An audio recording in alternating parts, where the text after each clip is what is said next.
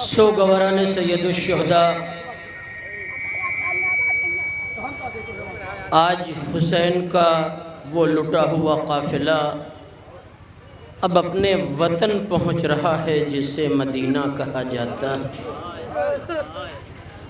آپ میرے مزاج سے اچھی طرح باخبر ہیں، کسی جلوس عماری کی تقریر میں نہ میں فضائل پڑھتا ہوں نہ کوئی طولانی مصائب پڑھتا ہوں، صرف یہ تصور کافی ہے رولانے کے لیے کہ جو لوگ بھی اس قافلے میں زندان شام سے رہا ہو کر مدینے جا رہے ہیں، ان کا قدم بہت آہستہ آہستہ اٹھ رہا ہے، کوئی مدینے میں داخل ہونے کے لیے تیار نہیں ہو۔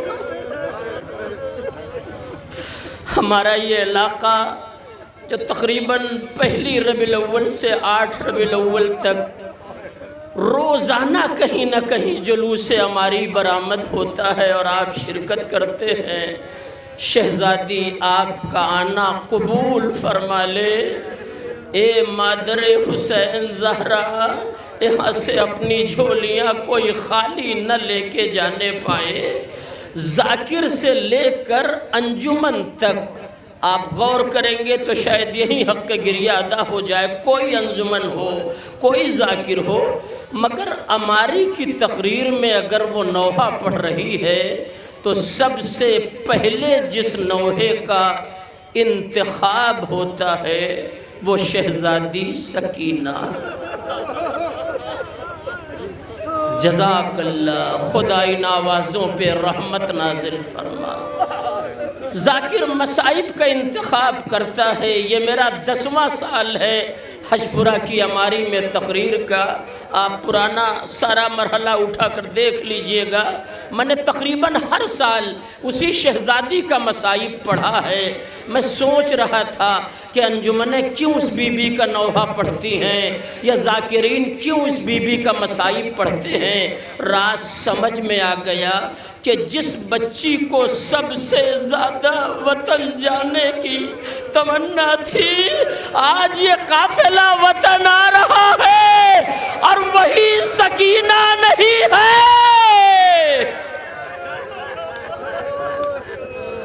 جزاک اللہ، خدا ان آوازوں پہ رحمت نازل فرما۔ 20 منٹ کے اندر مصائب کو مکمل کروں گا۔ آپ خاک پر بیٹھے ہیں، میرے سامنے میری مائیں اور بہنیں آغوش میں اپنے ننھے ننھے شیرخوار بچوں کو لے کے بیٹھی ہیں۔ ہائے کربلا میں رباب اجڑ گئی، اصغر کربلا میں ابدی نیند سو گیا، سکینہ شام کے قید خانے میں رہ گئی، یہ بی بی وطن آئے تو کیسے آئے۔ جزاک اللہ، بہت روایتیں ہیں شہزادی سکینہ کے لیے پڑھنے کے لیے، میں نے صرف اس وقت 2 روایت کا انتخاب کیا ہے۔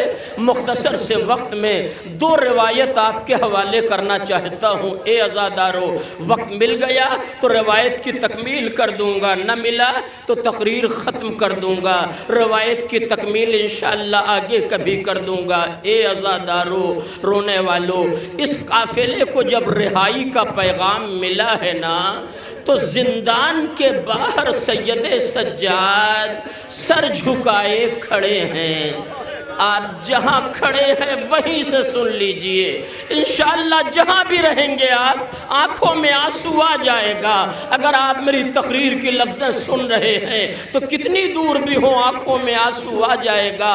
ہمارا اور آپ کا چوتھا امام زندان سے باہر کھڑا ہے، محملیں لائی جا چکی ہے، قافلہ روانہ ہونے والا ہے، میرا بیمار مولا سر جھکائے ایک تصور میں ڈوبا ہوا ہے کہ اگر آج سکینہ زندہ ہوتی تو مجھ سے کہتی بھیا ایسے راستے سے چلو جہاں ہمیں کربلا مل جائے۔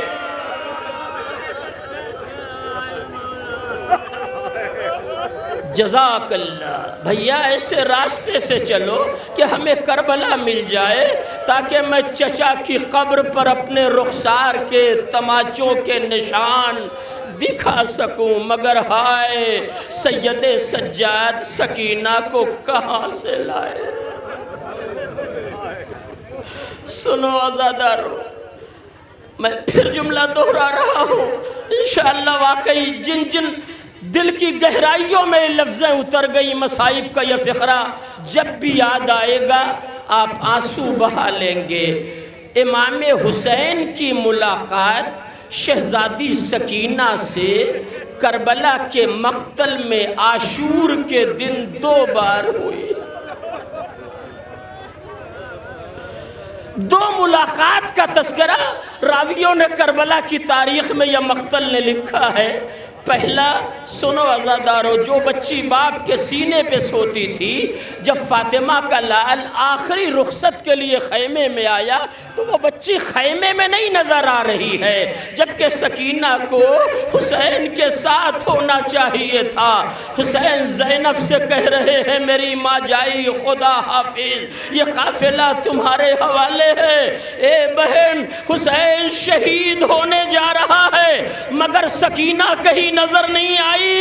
مقتل کہتا ہے جب حسین خیمے میں بیویوں سے رخصت ہو رہے تھے تو بچی باہر نکلی، مقتل میں شہداء کا لاشا دیکھا۔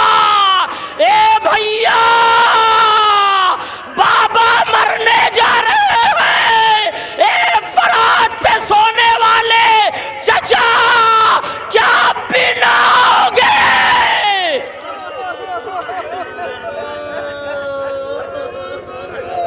جزاک اللہ، جزاک اللہ۔ آپ کی آوازیں گریہ بلند ہو گئی۔ خدا ان آوازوں پہ اپنی رحمتوں کو کما حقہ نازل فرما۔ میں نے کہا نا 2 منظر اور گفتگو کو مکمل کر دوں گا کہ بچی خیمے سے باہر نکلی، ظاہر ہے شہداء کے لاشوں کو مخاطب کیا، مگر آخری امید کیا لگائی بچی نے؟ جب کہیں سے کوئی جواب نہ ملا، خدا دنیا میں کسی بچی کو یہ مقدر نہ دے جو کربلا میں سکینہ نے دیکھا۔ راوی کہتا ہے ایک بار بچی نے بابا کی سواری کو دیکھا، ذوالجناح کے قدموں میں باہوں کو ڈالا، اے میرے بابا کی سواری، میرے بابا کو مقتل میں نہ لے جا۔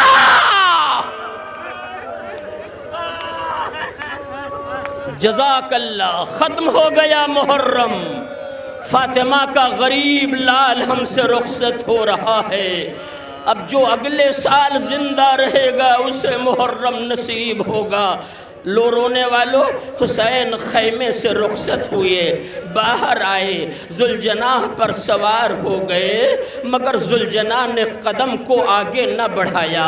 یہ پہلی ملاقات آپ کے حوالے کر رہا ہوں، میرے نوجوانوں تم حق گریہ ادا کر لینا، بزرگ اپنا فریضہ پورا کر چکے۔ جب ذوالجناح نے قدموں کو آگے نہ بڑھایا تو فاطمہ کے لال نے تڑپ کے کہا یہ میری آخری سواری ہے، مجھے کربلا کے مقتل میں پہنچا دے، اس کے بعد فاطمہ کا لال تیری پشت پر سوار نہ ہوگا۔ ذوالجناح نے رو کے قدموں کی طرف اشارہ کیا۔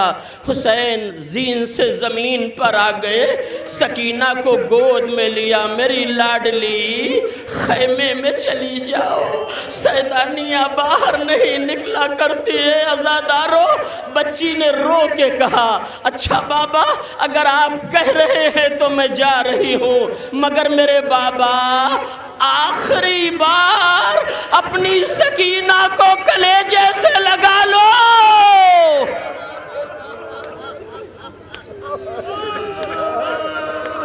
جزاک اللہ۔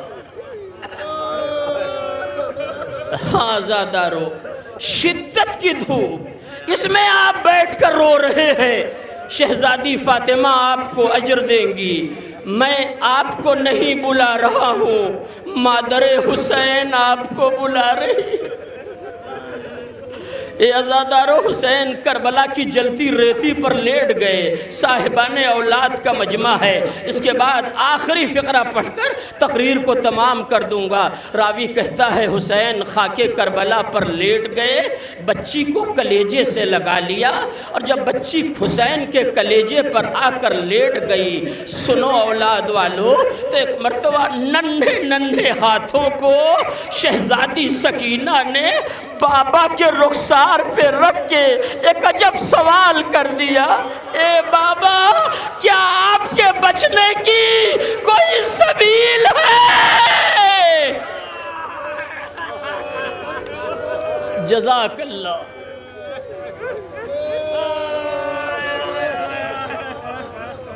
شہزادی نے ننھے ننھے ہاتھوں کو حسین کے رخسار پر رکھا اور تڑپ کے پوچھا، بابا کیا آپ کے بچنے کی کوئی سبیل ہے؟ تو ایک مرتبہ حسین نے بچی کو دیکھا، کہا ہاں میری لاڈلی، ایک سبیل میرے بچنے کی ہے، بس سکینہ تڑپ کے کہتی ہے بابا ذرا جلدی بتا دو، تاخیر نہ کرو۔ حسین کہتے ہیں ہاں سکینہ، اگر میں یزید کی بیعت کر لوں تو میری جان بچ جائے گی۔ بچی نے رخسار سے ہاتھ واپس اٹھا لیا، اے بابا جاؤ خدا حافظ۔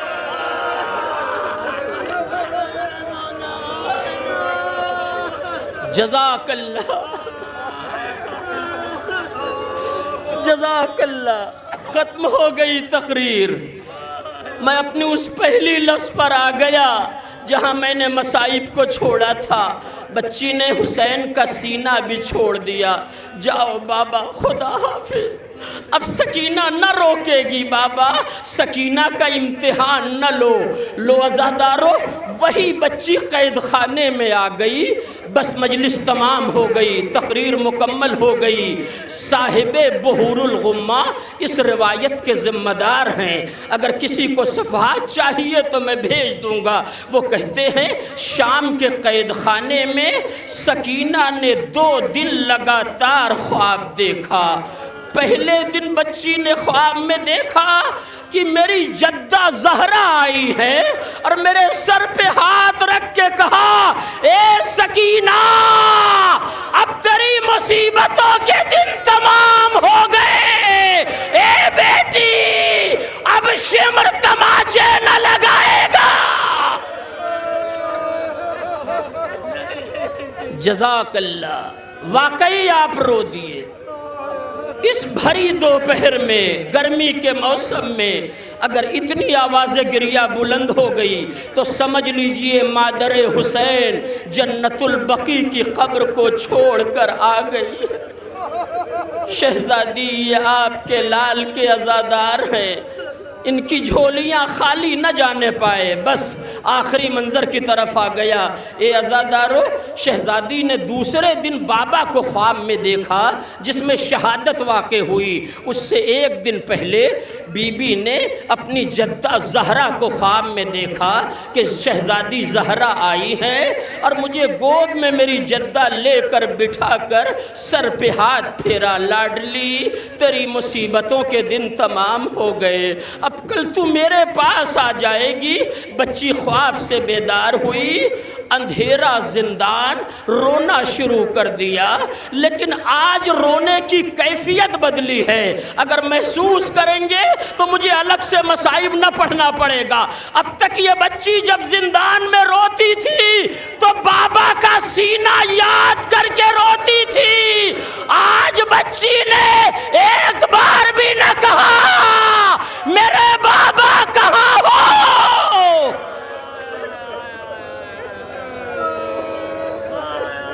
اس کیفیت کو زینب نے محسوس کر لیا۔ صاحب بحور الغمہ کہتے ہیں ایک طرف سے مسلح رات کے سناٹے میں سید سجاد نے چھوڑا، دوسری طرف سے زینب نے چھوڑا، اور بچی کے پاس زینب آ گئی، بچی کو گود میں لیا، میری لاڈلی اس طرح سے کیوں رو رہی ہو؟ بچی نے ذرا سا اپنے گریے پر قابو رکھ کے کہا، اے پھوپھی اماں میری وصیتیں سن لو۔ زینب تڑپ گئی، اے میری لاڈلی یہ فقرہ نہ کہو، یہ پھوپھی تمہارا مرنا برداشت نہ کر پائے گی۔ بڑی مشقتوں سے زینب سکینہ کو بچا کر قید خانے تک لائی ہے۔ کہا نہیں پھوپھی اماں، یہ میری حیات کا آخری دن ہے۔ کہا کیوں؟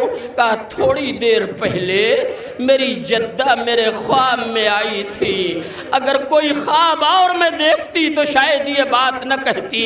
میری جدہ خواب میں آئی، انہوں نے مجھ سے کہا سکینہ تیری مصیبتوں کے دن تمام ہو گئے، لہٰذا پھوپھی اماں میری وصیتیں سن لو۔ میں ساری وصیتیں نہ پڑھ پاؤں گا، صرف 2 وصیت سن لیجئے۔ عزادارو خدا تمہارے بچوں کو سلامت رکھے۔ سکینہ کہتی ہیں پھوپھی اماں میری پہلی وصیت یہ ہے کہ اگر ممکن ہو تو مجھے نم زمین میں دفن کریے گا، پیاس سے ہڈیاں سلگ رہی۔ جزاک اللہ۔ آپ اس تقریر کے بعد ماشاءاللہ پورے گاؤں نے مل کے قدم قدم پر سبیل لگائی ہے۔ تقریر سن کے پیاس لگ جائے گی، آپ جہاں جائیں گے پانی مل جائے گا، مگر خالی احساس کر لو کہ فاتح حسین کی بیٹی کربلا سے شام تک آ گئی۔ جزاک اللہ۔ دوسری وصیت سنو عزادارو اور تقریر کو مکمل کر دوں۔ راوی کہتا ہے دوسری وصیت شہزادی نے یہ کی پھوپھی اماں مجھے میرے لباس میں دفن کر دیجئے گا۔ ہائے رے غربت سکینہ، ہائے رے غربت زینب، ہائے رے غربت سید سجاد، یہ فقرہ کما حقہ پڑھا نہیں جاتا۔ میں نے کہا بی بی کفن واجب ہے، آپ یہ کیوں وصیت کر رہی ہے کہ مجھے میرے لباس میں دفنائیے گا؟ کہا تم نے دیکھا نہیں میرا بھیا قیدی ہے، میرا سجاد قید خانے میں کفن کہاں سے لائے گا؟ پھوپھی اماں مجھے میرے لباس میں دفنا دینا۔